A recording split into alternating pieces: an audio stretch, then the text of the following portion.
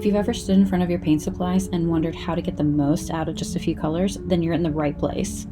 Today, I'm going to show you how to create a color chart using just 5 paints.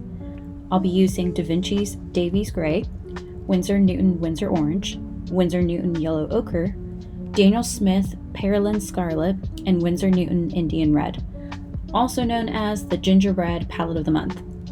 Palette of the Month is a monthly subscription that enables you to paint with predetermined coordinating colors. The paints can be used cohesively in one project or individually in whatever you create. It's like a mini appetizer to the world of colors, and you can join Palette of the Month below. Now let's get back to creating the color chart. This little tool can totally transform the way you paint, and as a bonus, it'll save you some money too, which is what we all need to be doing in 2024. You'll create a color chart by drawing a square equal to the amount of paints you want to swatch. I'm using 5 paints in this video, so I'll have a grid of 5x5 1-inch squares. On the top and side of the grid, I've written the names of the paints I'll be using. You'll start with the pure colors first, and that will go a diagonal down the middle. That will be your reference for the rest of your color chart. I do want to point out that even though it looks like I'm going fast and furious with painting these swatches, I'm taking my time and I'm letting it completely dry before I start mixing colors. So even though it looks super fast, I'm definitely taking breaks in between completing a square.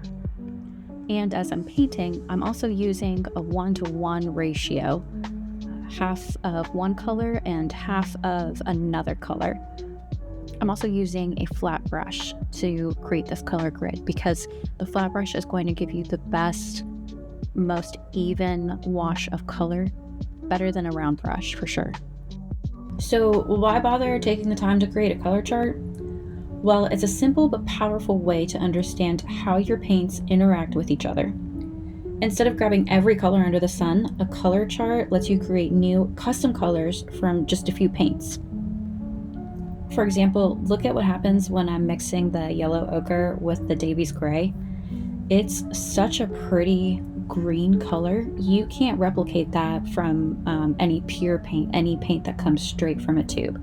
You have the little bits of the yellow mixing with the bluish green tint of the Davy's Gray, and it really just creates such a nice and soft blue, green, yellow hue. This color chart not only helps you see the color relationships, but also keeps you from wasting paint while guessing and trying to create a new color.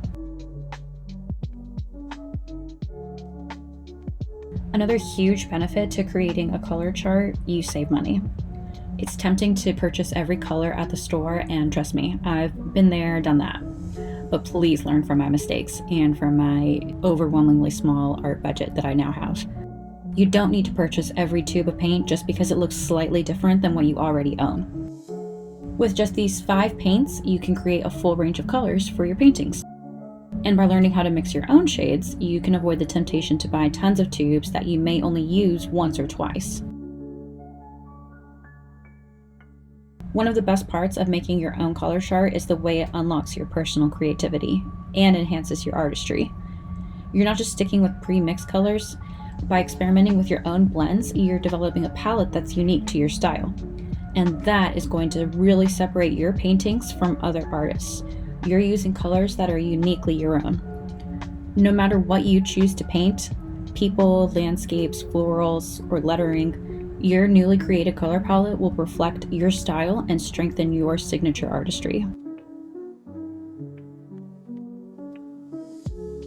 Again, I do want to note that I am taking time and letting everything completely dry before adding more paint to the paper. I don't want my paper to bubble up and wrinkle because there's too much water on it, and I want to make sure that I'm not mixing any of the other colors with the swatches that I'm trying to create.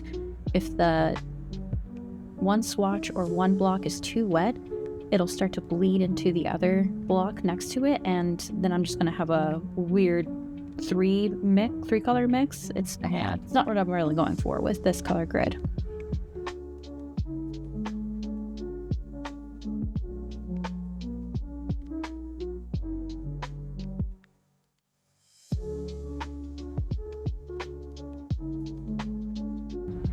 And here it is, a beautiful color chart made from just 5 paints.